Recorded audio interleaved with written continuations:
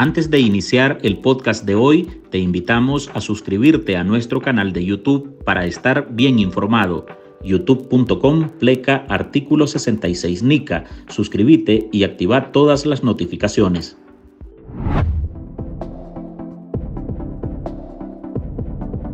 El Instituto Nicaragüense de Seguridad Social está en ruinas.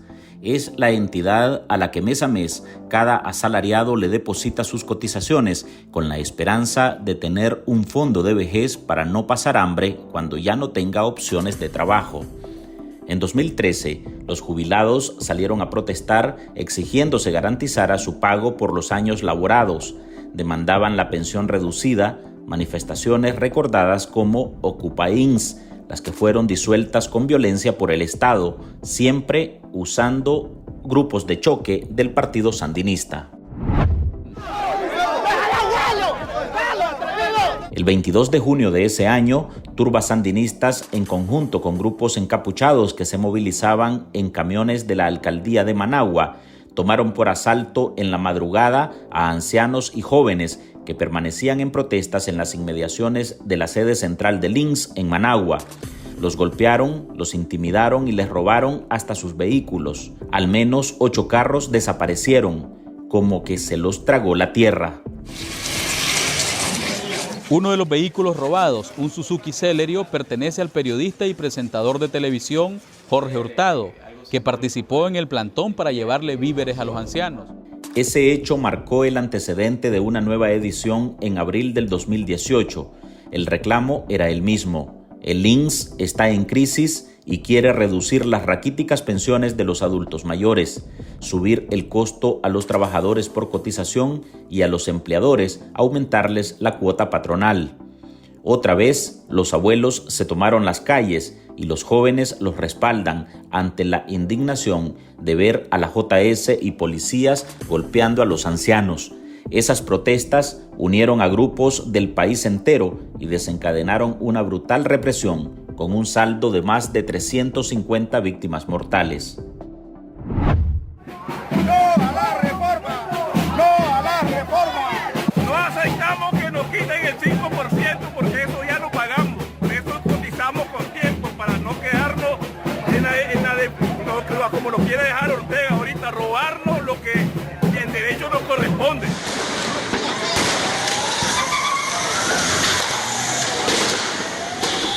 La imposición de un estado de terror apagó las protestas. El gobierno Ortega Murillo atacó por todos los flancos, recetó muerte, persecución, cárcel y exilio. Pero nada de esa violencia salvó al INS. Al contrario, Ortega lo quebró. Lo quebró a vista y paciencia de todos. Aquella institución que Ortega recibió en 2007 con un superávit de 1.700 millones de córdobas y una cartera sana, hoy está en números rojos. Se quedó sin reservas y con una deuda superior a los 2.697 millones de córdobas, según los datos que recoge el mismo anuario estadístico del INS del 2021, el más reciente publicado por esa institución. Hola, soy Álvaro Navarro y hoy en el podcast Ahora de Artículo 66 le presentamos el INS quebrado y los ancianos podrían quedarse en hambre. Marlin Balmaceda consultó a economistas y políticos y nos presenta la historia completa.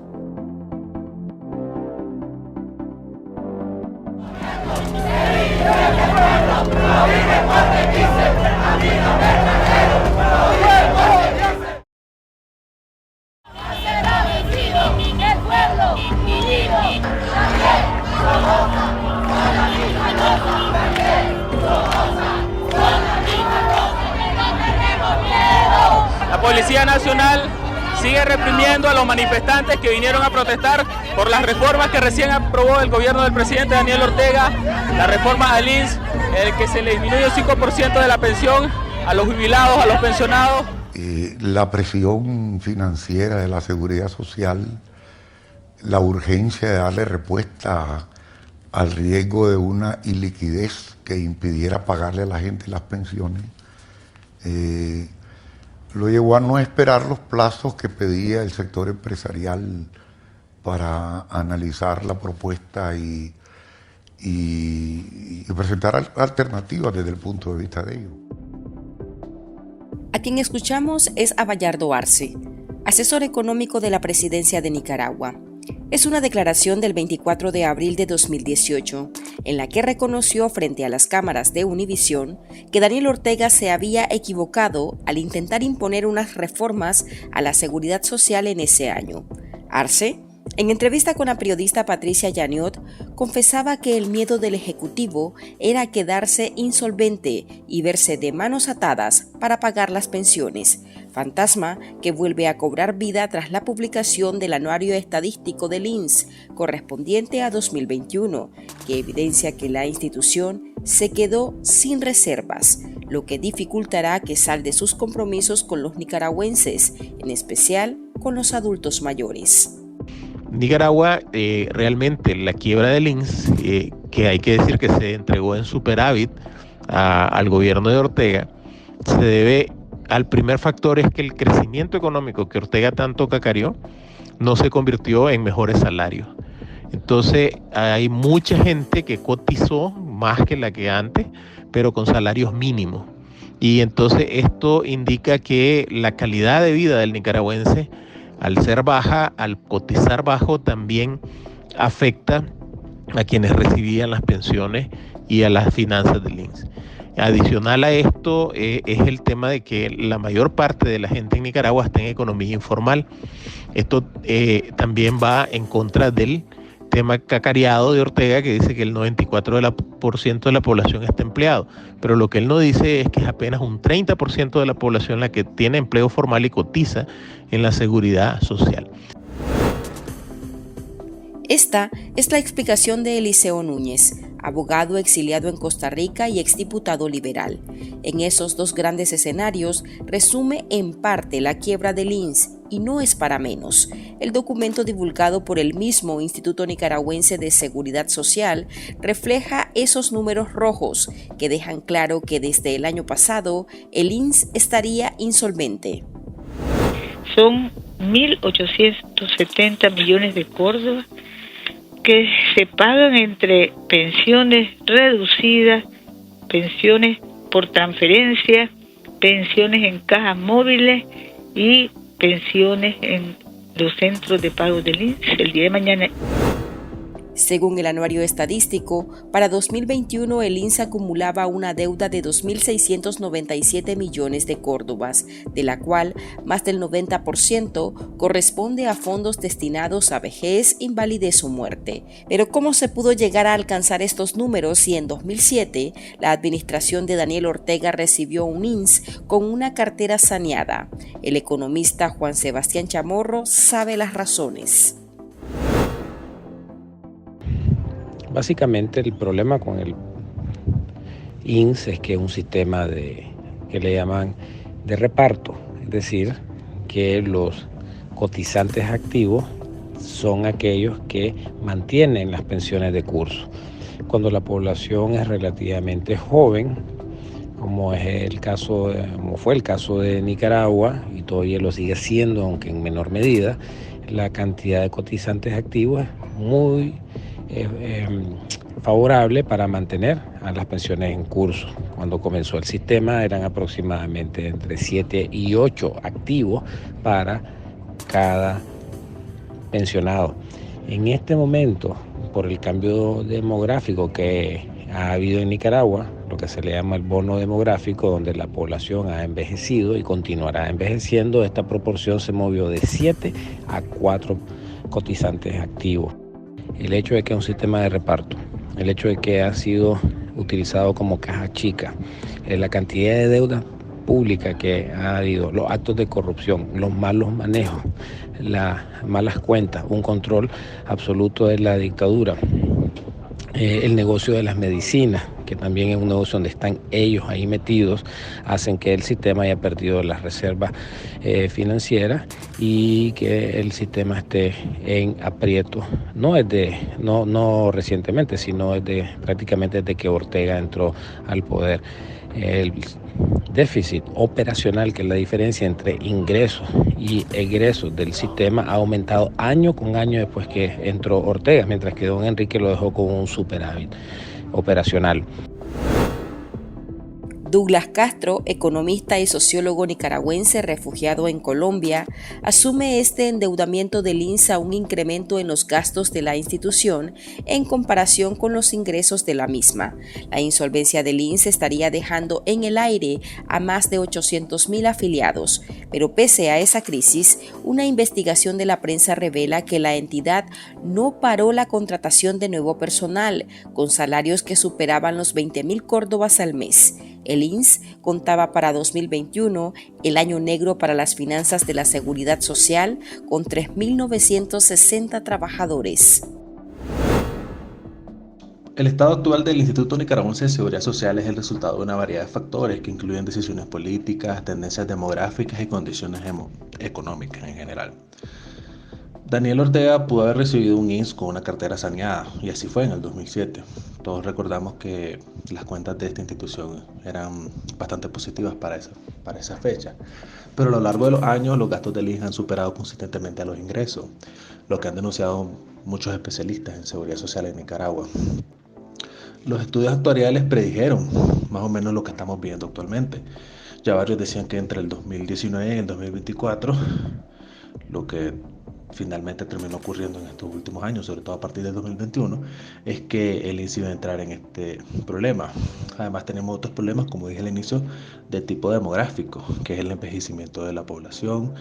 Tenemos un empleo de baja productividad y los bajos ingresos que se generan en Nicaragua, así como el éxodo masivo de trabajadores después de la crisis sociopolítica del 2018, que hay que destacar, es sobre todo población joven.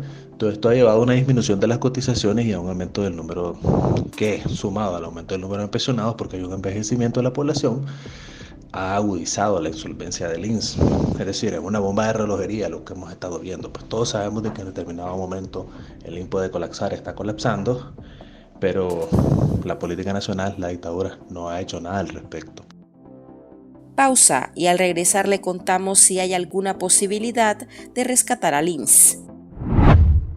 En Artículo 66, un equipo de periodistas hemos asumido el desafío de seguir informando sobre Nicaragua pese a la persecución, las amenazas, el exilio y el bloqueo impuesto contra la prensa libre.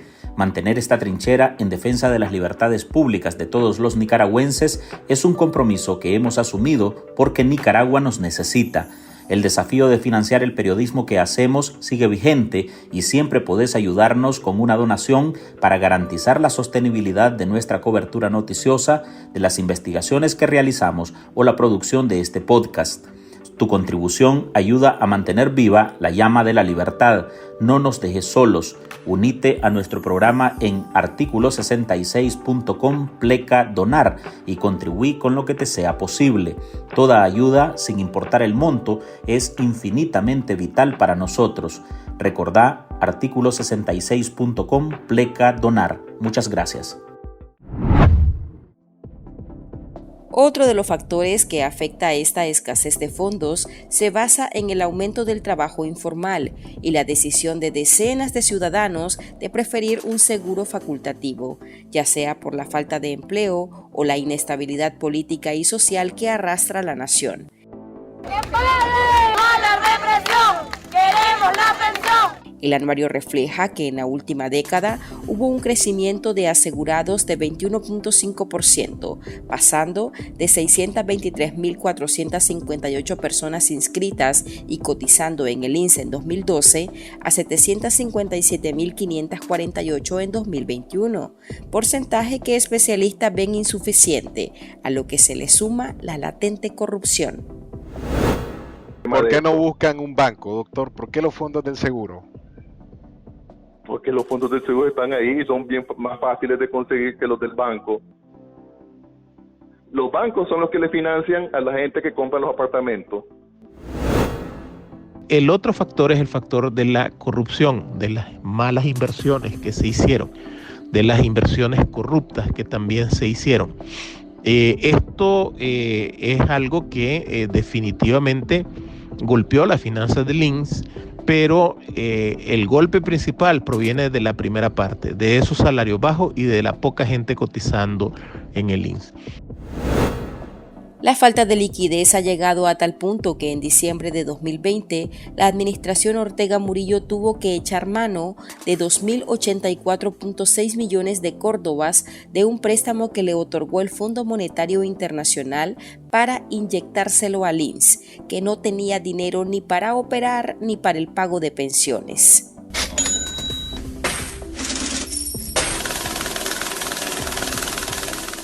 Ante este escenario, la pregunta es si hay alguna salvación para el INSS.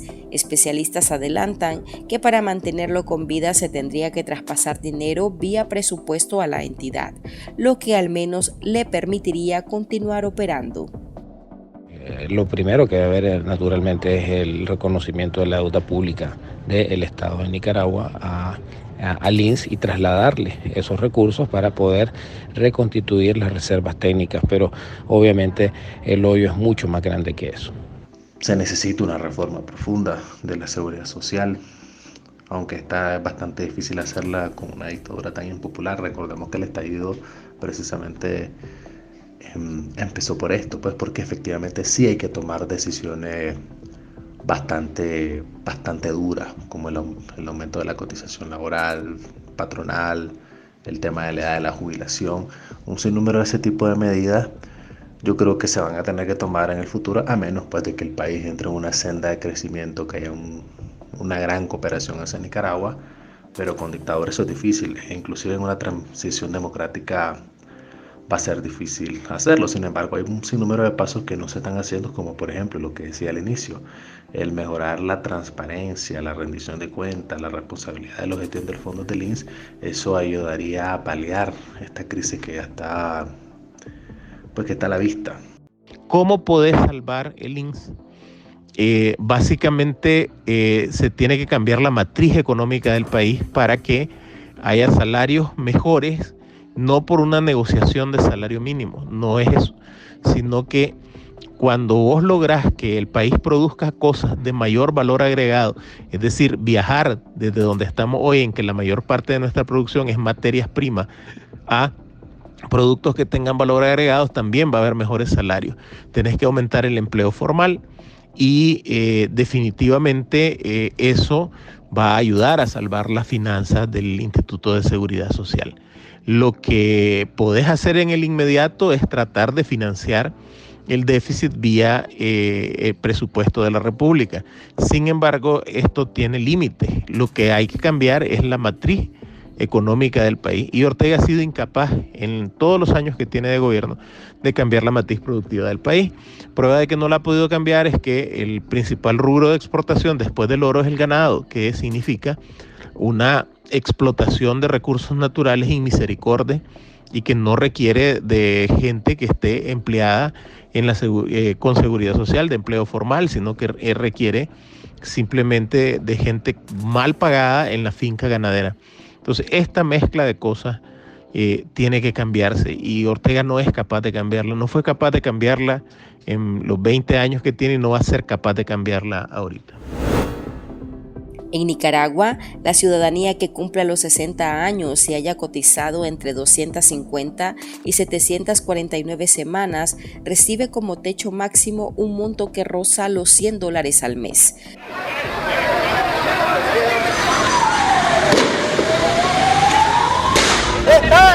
Están violentando los derechos humanos de la ciudadanía nicaragüense.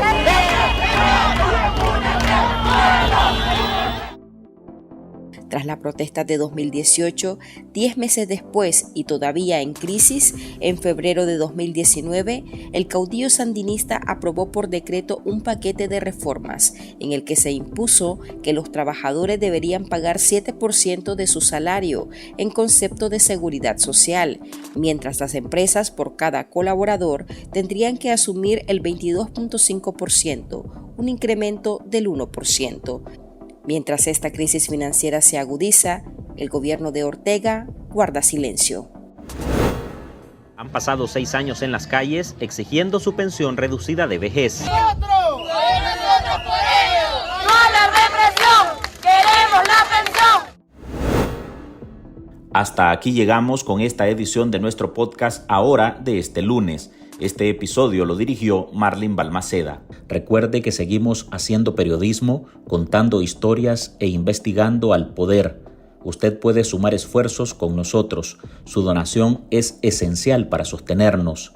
Puede hacer su donación en www.articulo66.com/donar.